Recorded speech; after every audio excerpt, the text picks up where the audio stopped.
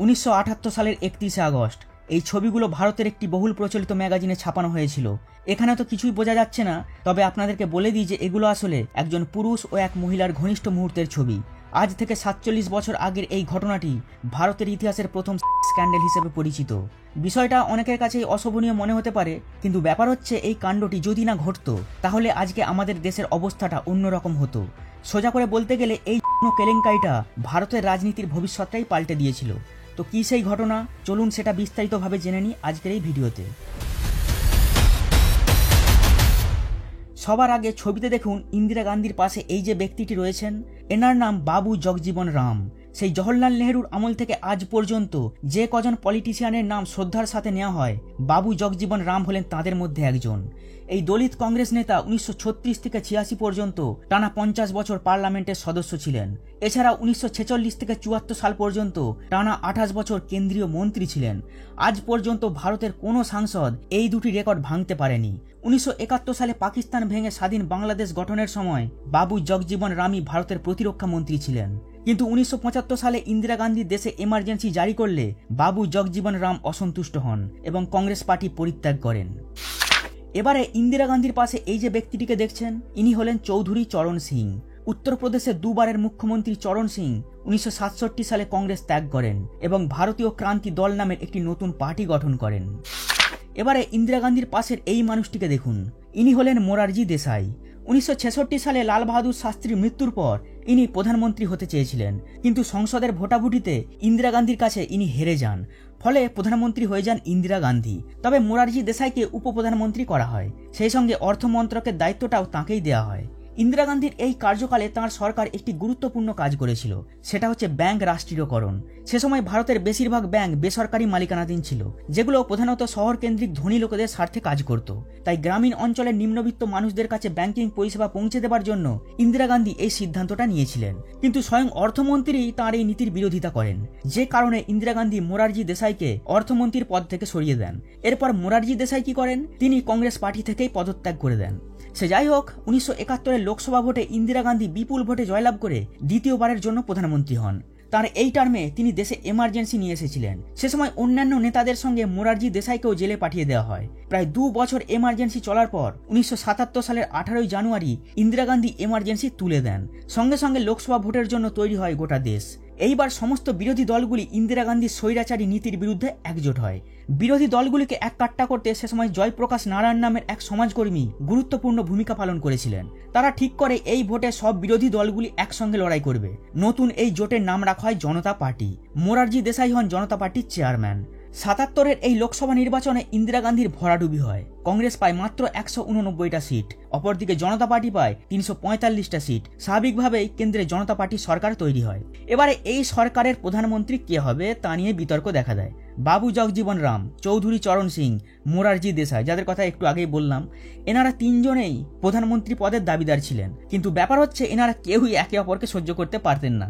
তবে জয়প্রকাশ নারায়ণের সাথে মোরারজি দেশাইয়ের ভালো সম্পর্ক থাকায় শেষ পর্যন্ত তিনিই প্রধানমন্ত্রী হন। বাবু জগজীবন রামকে করা হয় প্রতিরক্ষা মন্ত্রী এবং স্বরাষ্ট্রমন্ত্রী ও অর্থমন্ত্রীর দায়িত্ব নেন চরণ সিং। মোরারজি দেশাই প্রধানমন্ত্রী হতেই চরণ সিং বেজায় চটে যান। প্রধানমন্ত্রী হবার জন্য তিনি সবকিছু করতে রাজি ছিলেন। তিনি সমর্থন প্রত্যাহার করে নেবার হুমকি দেন। এদিকে ইন্দিরা গান্ধী খুব তাড়াতাড়ি বুঝে যান যে যদি একটু মাথা খেলানো যায় তাহলে এই সরকারকে খুব সহজেই ফেলে দেওয়া যাবে। সুযোগ বুঝে তিনি চরণ সিং এর সাথে হাত মেলান। ঠিক হয়, মোরারজি দেশাই সরকার পড়ে গেলে কংগ্রেস চরণ সিংকে সমর্থন দেবে, কিন্তু পথের কাঁটা বাবু জগজীবন রাম। মোরারজি দেশাই সরে গেলে বাবু জগজীবন রামের প্রধানমন্ত্রী হবার সম্ভাবনাই বেশি, কারণ তিনি ছিলেন সবচেয়ে জনপ্রিয় নেতা। উত্তর ভারতের দলিত ভোট ব্যাংক পুরোটাই তাঁর দখলে। তাছাড়া জনসংঘ ও RSS তাঁর সমর্থনে রয়েছে। ইন্দিরা গান্ধী ও চরণ সিং এই চিন্তাতেই ছিলেন যে বাবু জগজীবন রামকে কিভাবে সাইড করা যায়। তবে কিছুদিনের মধ্যেই ভাগ্য তাদের সঙ্গ দেয়। তাদের হাতে এমন এক অস্ত্র এসে যায় যার সাহায্যে তারা বাবু জগজীবন রামের রাজনৈতিক ক্যারিয়ারটাকেই ধ্বংস করে দেন। আজকের এই ভিডিওর মূল টপিক সেটাই। তো কি হয়েছিল ব্যাপারটা, এবার সেটাই খুলে বলছি। 1978 সালের 21শে আগস্ট উত্তরপ্রদেশের গাজিয়াবাদে একটি মার্সিডিজ গাড়ি অ্যাক্সিডেন্ট করে। ঘটনাস্থলে এক পথচারীর মৃত্যু হয়। উত্তেজিত জনতা গাড়িটির পিছু ধাওয়া করে। ড্রাইভার ভয় পেয়ে গিয়ে পাশের মোহন মেকিনের কারখানার মধ্যে গাড়িটিকে ঢুকিয়ে দেয়। আপনাদেরকে জানিয়ে দিই যে মোহন মেকিন হলো সেই কোম্পানি যারা বিখ্যাত ওল্ড মঙ্ক মদ তৈরি করে। যাই হোক, কারখানার ম্যানেজার অনিল বালি গাড়ির ড্রাইভারকে চিনতে পারে। সে ছিল তৎকালীন ভারতের প্রতিরক্ষা মন্ত্রী বাবু জগজীবন রামের ছেলে সুরেশ রাম। সে সময় 46 বছরের সুরেশের সঙ্গে ছিল তার 22 বছর বয়সী গার্লফ্রেন্ড সুষমা চৌধুরী। সুরেশ পুরো ব্যাপারটা অনিল বালিকে বলে। অনিল তাদের দুজনকে নিরাপদে বাড়ি পাঠিয়ে দেবার ব্যবস্থা করে। সুরেশের মার্সিডিজ অবশ্য মোহন মেকিনের কারখানার মধ্যেই রয়ে যায়। অনিল জানতো যে সুরেশ খুব দামি ব্র্যান্ডের সিগারেট খায়, তাই সে ভেবেছিল যে সুরেশের গাড়ির মধ্যে হয়তো সিগারেটের প্যাকেট আছে। এই আশায় সে গাড়ির গ্লোভ বক্সে হাত দেয়, কিন্তু সিগারেটের প্যাকেটের বদলে তার হাতে আসে এক বান্ডিল ফটোকপি। ছবিগুলো দেখতেই অনিল বালির শরীরে বিদ্যুৎ খেলে যায়। আসলে সুরেশ রামের একটি বাজে শখ ছিল।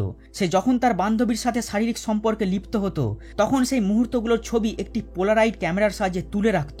সেদিন তার গাড়ির মধ্যে ওরকম 40 থেকে 50টার মতো ছবি ছিল। অ্যাক্সিডেন্ট ঘটে যাওয়ার চিন্তাতেই বোধহয় সে ভুলে যায় যে তার গাড়ির মধ্যে ছবিগুলো রয়ে গেছে। এরপর অনিল বালি মোহন মেকিনের মালিক কপিল মোহনকে ছবিগুলো দেখায়। কপিল মোহন ছিল কংগ্রেস পার্টির অত্যন্ত ঘনিষ্ঠ। সে বুঝে যায় যে এই ছবিগুলো প্রকাশ পেলে ভারতের রাজনীতিতে ভূমিকম্প ঘটে যাবে। এরপর কপিল মোহন অনিল বালিকে বলে যে এই ছবিগুলোকে নিয়ে এক্ষুনি সঞ্জয় গান্ধীর কাছে যাও, যা করার সেই করবে। অনিল ওই দিন রাত 1টার সময় সঞ্জয় গান্ধীর বাড়িতে যায়। সে কোনো কথা না বলে সঞ্জয়ের হাতে ছবিগুলো ধরিয়ে দেয়। ছবির উপর সঞ্জয়ের চোখ পড়তে তিনি প্রচন্ড রেগে যান। তিনি বলেন, তুমি কি আমাকে পর্নোগ্রাফি দেখাবো বলে এত রাতে ঘুম থেকে তুলেছো? অনিল বলে, ভালো করে দেখুন, এখানে যে পুরুষটি রয়েছে সে সুরেশ রাম। সঙ্গে সঙ্গে সঞ্জয়ের ঘুমের ঘোর কেটে যায়। এরপর ইন্দিরা গান্ধীকেও ঘুম থেকে তোলা হয় এবং মা ছেলে আলোচনা করতে বসে যে কিভাবে এই ছবিগুলোকে কাজে লাগানো যায়। এদিকে বাবু জগজীবন রামের কাছেও খবরটি পৌঁছে যায় যে তার ছেলে কি কাণ্ডটি ঘটিয়েছে। তিনি বিষয়টিকে ধামাচাপা দেবার জন্য উঠে পড়ে লেগে যান, কিন্তু যখন তিনি বুঝতে পারলেন যে আর কিছুই করার নেই, কংগ্রেস রাজনৈতিক স্বার্থে ছবিগুলোকে ব্যবহার করবেই, তখন তিনি ইন্দিরা গান্ধীর কাছে প্রস্তাব পাঠান যে প্রয়োজনে তিনি জনতা পার্টি ছেড়ে কংগ্রেসে পুনরায় যোগ দিতে তৈরি, তবে এই ছবিগুলো যেন কোনোভাবেই প্রকাশ্যে না আসে। এর উত্তরে ইন্দিরা গান্ধী বলেছিলেন, ওই লোকটাকে আমি মোটেই বিশ্বাস করি না, আমার সাথে সবচেয়ে বড় গদ্দারি ওই করেছে। সুরেশ রামের ছবি নিয়ে তখনকার কোনো সংবাদ মাধ্যমই বিশেষ মাথা ঘামায়নি, কারণ রুলিং পার্টির পিছনে লাগার সাহস কারোর ছিল না। তবে সঞ্জয় গান্ধীর স্ত্রী মানেকা গান্ধী সে সময় সূর্যা নামের একটি সাপ্তাহিক ম্যাগাজিন প্রকাশ করত। তাতে ওই ছবিগুলো ছাপানো হয়েছিল এবং হেডলাইন দেওয়া হয়েছিল দ্য রিয়াল স্টোরি। সেখানে মিথ্যে করে লেখা হয় যে প্রতিরক্ষা মন্ত্রীর ছেলে হানি ট্র্যাপের শিকার হয়ে দেশের নিরাপত্তার গোপন নথি বিদেশি শক্তির হাতে তুলে দিয়েছে। বুঝতেই পারছেন এটা বড় মিথ্যে। মানছি সুরেশ রামের বাজে শখ ছিল, কিন্তু তার ছবিগুলোর সাথে তো রাজনীতির কোনো সম্পর্ক ছিল না। কিন্তু সেগুলোকে নিয়ে এভাবেই নোংরা রাজনীতি করা হয়েছিল। তো সূর্যা ম্যাগাজিন প্রকাশিত হবার সঙ্গে সঙ্গে দেশ জুড়ে তোলপাড় শুরু হয়ে যায়। সে সময় লোকেরা ওই ম্যাগাজিনের কপি চড়া দাম দিয়ে ব্ল্যাকে কিনেছিল। স্বাভাবিকভাবেই এরপর বাবু জগজীবন রামের মান সম্মান রাজনৈতিক প্রতিষ্ঠা সব ধুলোর সাথে মিশে যায়। তিনি মন্ত্রিসভা থেকে পদত্যাগ করে দেন। তাহলে ব্যাপারটা কি দাঁড়ালো? ইন্দিরা গান্ধী ও চরণ সিংয়ের পথের কাঁটা সরে গেল। এইবার আসল খেলা। 1979 সালের জুলাই মাসে চরণ সিং জনতা পার্টির সরকার থেকে সমর্থন তুলে নেন। ফলে মোরারজি দেশাই প্রধানমন্ত্রীর পদ থেকে ইস্তফা দিতে বাধ্য হন। কিন্তু প্রশ্ন থেকে গেল, এখন দেশের প্রধানমন্ত্রী কে হবে? পূর্ব পরিকল্পনা মাফিক কংগ্রেস জানিয়ে দেয় যে চরণ সিংকে প্রধানমন্ত্রী করলে তারা তাকে সমর্থন জানাবে। শেষ পর্যন্ত 1979 সালের 28 জুলাই চরণ সিংয়ের স্বপ্ন পূরণ হয়। তিনি প্রধানমন্ত্রী হিসাবে শপথ বাক্য পাঠ করেন। রাষ্ট্রপতি চরণ সিংকে জানিয়ে দেয় যে 20 আগস্টের মধ্যে তোমাকে সংখ্যাগরিষ্ঠতা প্রমাণ করতে হবে। কিন্তু 19 আগস্ট ইন্দিরা গান্ধী জানিয়ে দেন যে তারা চরণ সিংকে সমর্থন করছেন না। এইভাবেই মাত্র 23 দিনের মধ্যেই চরণ সিংয়ের সরকার পড়ে যায়। তবে মাস 6 তাঁকে দেশের কার্যবাহী প্রধানমন্ত্রী হিসাবে রাখা হয়। এরপর 1980 সাল আসতেই আবার লোকসভা ভোট এসে যায়। এইবার দেশের জনগণ বুঝে যায় যে জনতা পার্টির নেতাদের দেশের কাজ করার কোনো সদিচ্ছা নেই। কে কি পদ পাবে এটাই তাদের ধান্দা। তার চেয়ে ইন্দিরা গান্ধী অনেক ভালো। লোকেরা কংগ্রেসকে ঢেলে ভোট দেয় আর ইন্দিরা গান্ধী বিপুল সংখ্যক আসন নিয়ে পুনরায় ক্ষমতায় ফিরে আসেন।